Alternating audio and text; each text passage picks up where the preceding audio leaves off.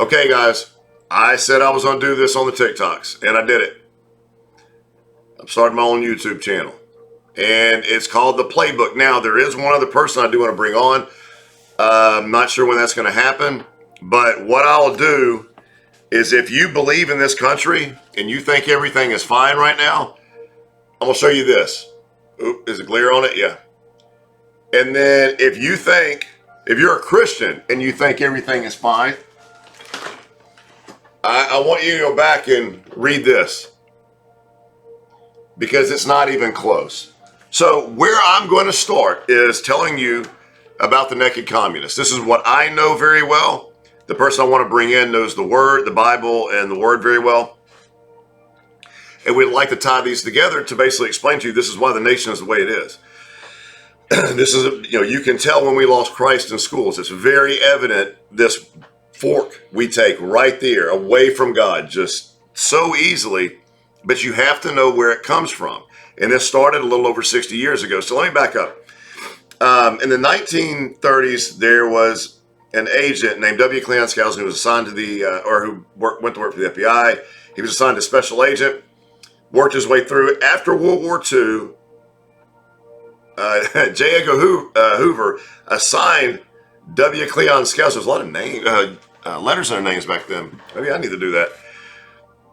To its special agent to investigate the Communist Party U.S.A. Now, J. Edgar Hoover, if you remember anything or know anything about him, he was anti-communist to his core. He would have probably lined up and shot him if he could. I mean, bleep that out, I don't know, but he would have. I mean, I'm just telling the truth. But what W.Cleon Skousen found just in the CP-USA, the Communist Party USA, which was getting their party line from Moscow, and that is all verifiable, and it was really done through the actors' unions and the workers' unions here.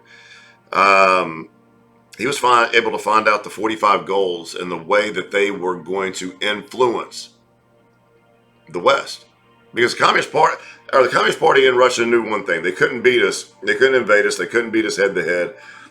One of the statements they made, and this was actually out of Japan, but another Russian leader said this, that if we do invade, we're going to meet a rifle at every corner. Japanese general said that there'll be a rifle behind every blade of grass. So that Second Amendment has kept us pretty safe. But it's from within what they've done. And so anyway, back to the book, The Naked Communist. It was published in 1958. It's something you have to keep in mind. What I'm fixing to read are words from probably written before that. Published in 1958. It was presented to Congress in 1963. I haven't gone back and read the beginning of the book in a while, so give me some time. But I want to go ahead and start this. I was tired of waiting. So anyway, here we go. I'm going to start with goal number 17, because if you're paying attention to the news at all, or if you have been in the last year, this will resonate. If you have a kid in school, this is going to resonate. So number 17, goal number 17 of 45 of the Communist Party to influence the West. Get control. What in the world is that? Okay, get control of the schools. Use them as transmission belts for socialism and current communist propaganda. Soften the curriculum. Get control of teachers' associations and put the party line in textbooks. Now, we don't have to go too far back to see where in Virginia there were parents that were pushing back against the implementation of critical race theory and gender studies into, I want to say elementary school, but I know it was middle school and high school. And these parents didn't want it. The National School Board Association went to the Attorney General, Merrick Garland, and all this is verifiable through email. Congress just released this. Merrick Garland just got out of a whole heap of trouble. The man should, anyway, he should go to prison for this. But what they did was, or what the National Teachers Association asked is, look, we need to treat these parents that are disagreeing with our school boards like domestic terrorists.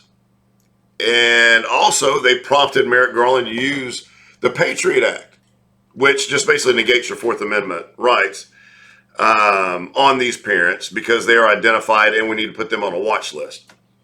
This is the National School Board Association.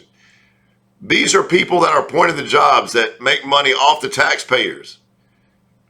They they're servants. Remember that. You make money off the taxpayers, you work for the taxpayers. Therefore, you're a servant. They're calling the shots on you, but it gets even better. Merrick Garland went as far as to call the FBI. And he's the one that tried to get those parents on a watch list and tried to get them named domestic terrorists. And under the Biden administration agreeing to it, which all of this can be verified if you start looking this up before it gets pulled down, but I was able to find the emails very quick. There were some good judges in that area, and it was basically put to rest. Congress was able to step in, and the rest is history. They basically shut that part down. But you can be assured that the curriculum has been softened since I was a child. We were taught the Bill of Rights in school. I knew the first 10. I knew a lot of the Constitution before I got out of high school. I knew my rights. Students now can't tell you, maybe they can tell you the Second Amendment because they hear their parents talk about it or they hear it on the news along with First Amendment rights so they can say what they want. The Second Amendment's so bad, First Amendment's so good, but that's about it. You start getting deeper into it and they're lost. A lot of them can't tell you the capital of their own state. And I'm not kidding either. And it has all to do with softening the curriculum. There's a lot of testing if you notice, or if you have noticed over the last 30, 40 years. Along with that, we have a lot more school, and I try to remember how to say this, put in front of computers now versus having a teacher in front of them or reading. And that is shown, there are studies shown that being in front of a computer screen and or reading off a computer screen shortens attention span and you don't get as much off of it. These are children with developing minds. I don't think that was a mistake by doing that. But nonetheless, one more example of this, and then I'm going to go ahead and wrap this up, is once you get into college, you'll hear that the United States isn't real big as far as in the grand scheme of things, we're current events. But if you've heard over the last few years, the founding fathers were these horrible aristocrats, slave owners, and greedy men. And Christopher Columbus that never really happened. This is being taught in our schools. That's part of the curriculum being dumbed down and or changed history. Because if you can dumb down a population, you can basically make them do anything, make them believe anything. And that's what they're doing right now to our youth. There is no question that the generation that is in college and in high school right now, I don't know if they better have some strong leaders at the very top of that. That's all I got to say. Anyway, this is the playbook. The reason why things are the way they are. Unedited, unscripted, on everything for the first episode. I said I'm going in. I don't know how to edit. I don't know how to do any of this. I'm just starting the daggum program because I believe it needs to be known. So remember, the Naked Communist, which is the playbook for the Communist Party. You're not seeing fascism taking place here, which is, anyway, you are seeing communism take place right now here in the United States. And number 17 is get control of the schools. Just remember that. And just know that you have an uphill battle to fight if you have young children in school, or if you have children that haven't gotten into school yet. You have a battle ahead of you. Just know there are people like me that still have one child in school, but will fight this the rest of my life along with millions of others. Anyway, hope you liked it. Hit like, hit subscribe, hit the bell because I hear people say that. Hit the like button because Mr. Ballin, I love that channel. Go watch that channel and know I have no affiliation with him except for the fact I just love him. Me and my wife watch him every Sunday, just like old time sitcom or stories. He's awesome, but he doesn't like the like button for some reason. And so be nice to my like button.